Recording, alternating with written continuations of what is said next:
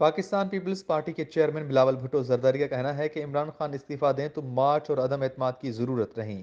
کل کراچی سے اسلام آباد کی طرف مارچ کریں گے۔ کراچی میں پریس کانفرنس کرتے ہوئے بلاول بھٹو نے کہا کہ عوام کے معاشی حقوق پر ڈاکے ڈالے گئے ہیں۔ 3 سال میں مہنگائی میں جو اضافہ ہوا ہے تاریخ میں پہلے کبھی نہیں ہوا۔ عمران خان کا ہر وعدہ جھوٹا نکلا ہے، اس پر احتجاج کریں گے۔ بلاول بھٹو نے کہا کہ ہمارا احتجاج ایک غیر جمہوری حکومت پر جمہوری حملہ ہے۔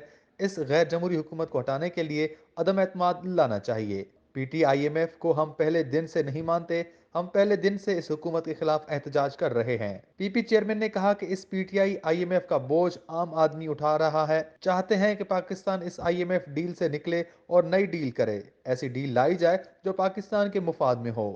بلاول بھٹو زرداری نے کہا کہ ہم صرف اتنا چاہتے ہیں کہ فوری، صاف اور شفاف الیکشن ہوں، جو بھی حکومت بنے اس کے پاس مکمل اختیارات ہوں۔ انہوں نے کہا کہ عمران خان کو ہٹا کر جو بھی سیٹ اپ لایا جائے وہ الیکشن کروائے۔ وہ پاکستان چاہتے ہیں جس کا وعدہ قائد عوام اور محترمہ بے نظیر بھٹو نے کیا تھا۔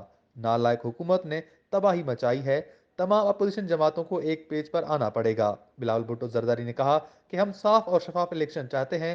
پیپلز پارٹی نے ہر دور میں جدوجہد کی ہے۔